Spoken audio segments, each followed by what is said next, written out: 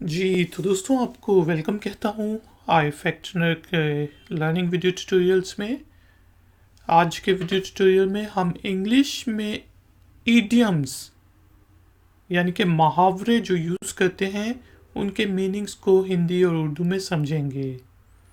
तो शुरू करते हैं जी अपना आज का वीडियो ट्यूटोरियल। तो एक मुहावरा है, actions speak louder than words, कि कुछ करके दिखाना लफ्ज़ों से ज़्यादा अच्छा है। यानी कि बजाय इसके कि मैं आपको कुछ कहता रहूं कि ये करो, तो पहले मैं खुद करके दिखाऊंगा, तो फिर आप उसको शायद ज़्यादा अच्छे तरीके से करें। तो उस सिनारियो में हम कहते हैं actions speak louder than words. फिर हमारे पास है जी ऐड इंसल्ट टू इंजरी, जिसे हम कहते हैं ना ज़ख़म पर नमक छिड़कना। तो इंग्लिश में हम कहेंगे add insult to injury. Back to the drawing board, हमने कोई प्रोजेक्ट लिया है, वो प्रोजेक्ट कर रहे हैं, ख़राब हो गया, तो फिर हम दोबारा जाएंगे ड्राइंग बोर्ड पे, यानी कि फिर से हम उसको ड्रॉ करना शुरू करें। इसका मतलब ये होता है कि चलो यार फिर से प्लानिंग फेज़ शुरू करते हैं और डिस्कस करते हैं कि हमने इसको ठीक कैसे करना है। Ball is in your court, जब आप हम दोनों बहस कर रहे हो या हम दोनों के दरमियान कोई डिस्कशन हो रही हो या हमारा लेन देन हो और मैं आपको कोई ऑफ़र करता हूँ कि यार ये गाड़ी जो है ये 5 लाख रुपए की बेच दो, तो उस वक्त मैं आपको कहूँगा कि now the ball is in your court, कि बॉल अब आपके कोर्ट में है, आपने उसे छोड़ना है छोड़ दो, रैकेट से मार के मेरी तरफ वापस भेजना है भेज दो, कुछ तो बताओ ना करना क्या है। अब आपने एक्शन लेना है, ठीक है। फिर है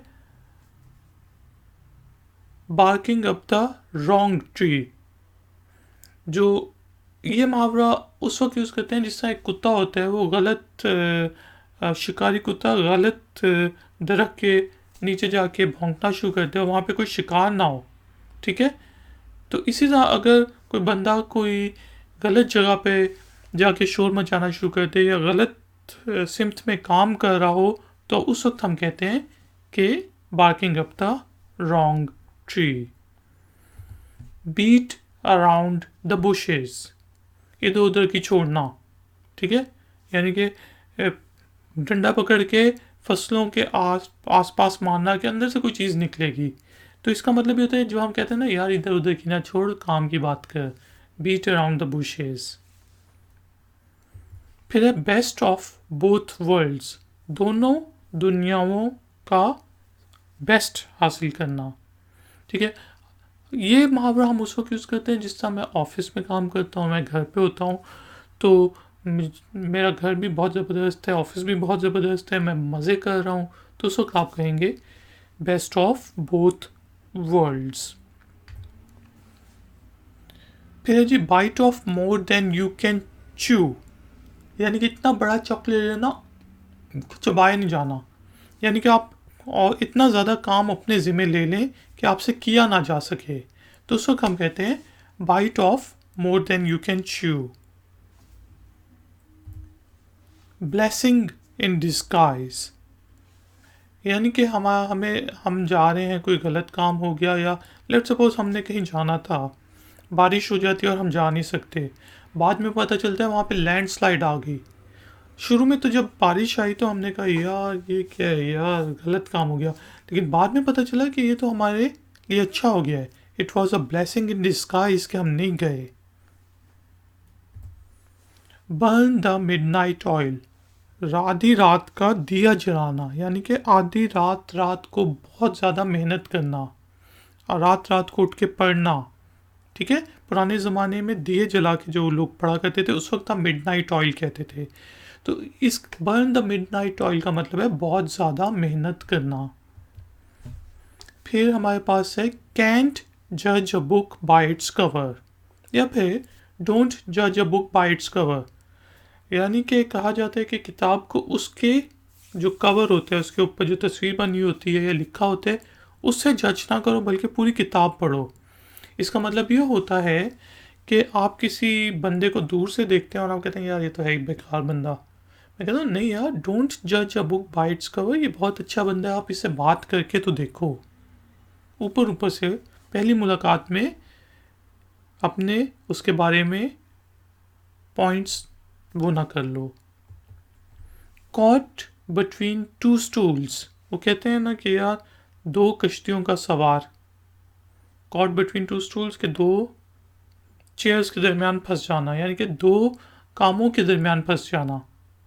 एक बंदा है वो दो जॉब्स करता है तो हम कहेंगे यार, और उसे बहुत मुश्किल पेश आती है तो हम कहते हैं कॉट बिटवीन टू स्टूल्स।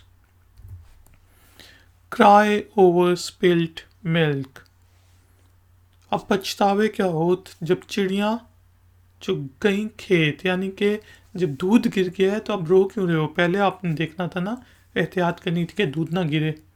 अब कोई गलत काम हो गया है, नुकसान हो गया है बिजनेस में, तो अब क्राई ना करो, क्राई ओवर स्पिल्ट मिल्क ना करो, बल्कि मेहनत करो। क्यूरोसिटी किल्ड द कैट, तजस्सुस जो है बिल्ली को मारता है। अब एक बंदा है जिसे दूसरों की टो लगी रहती है, अपना काम नहीं करता वो, और आखिर में वो खुद ही फेल हो जाते हैं, तो हम कहते हैं curiosity killed the cat. Cut corners, अब जिस तरह हमने कोई प्रोडक्ट लॉन्च की मार्केट में, कोई मोबाइल फ़ोन, अब मैंने उसको सस्ता करना है तो उसके लिए मैं उसकी क्वालिटी गिरा देता हूँ, उसमें घटिया मटेरियल यूज़ करता हूँ, तो उस वक्त हम कहेंगे कि हम कट कॉर्नर्स कर रहे हैं। डेवल्स एडवोकेट, शैतान का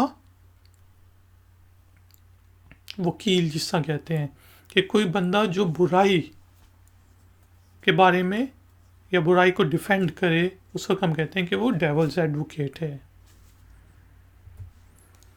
don't put all your eggs in one basket, कि अपने अंडे एक ही बास्केट में ना डालो। अगर आप इन्वेस्ट कर रहे हो तो छोटी छोटी इन्वेस्टमेंट को, ये नहीं है कि एक ही बिल्डिंग में 3 आपने फ्लैट्स खरीद लिए, एक ही कारोबार में सब पैसा इन्वेस्ट कर दिया, बल्कि अपने अंडे अलग अलग रखो, क्योंकि अगर वो अंडे कुछ टूटते हैं तो बाकी अंडे बचे रहें, बाकी इन्वेस्टमेंट बची रहे।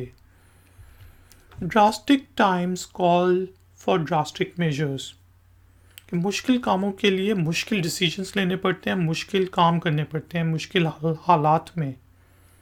ठीक है जी, जिस तरह सैलाब आ रहा है तो आपने ड्रास्टिक मेजर्स लेने हैं, बंद जल्दी जल्दी बनाने हैं। या कोई इम्तिहान आ रहे हैं, मैंने पूरा साल नहीं पढ़ा, मैं 14 घंटे पढ़ना शुरू करता हूँ, आप कहते हैं यार इतना क्यों पढ़ रहे हो, तो मैं कहूँगा drastic times call for drastic measures. Every cloud has a silver lining, हर बादल के आखिर में एक सिल्वर सी लाइनिंग होती है।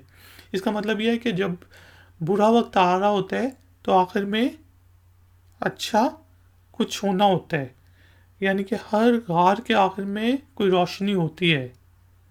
हर बुरे काम के बाद या अपने साथ बुरा हुआ है तो उसके बाद अच्छाई होती है।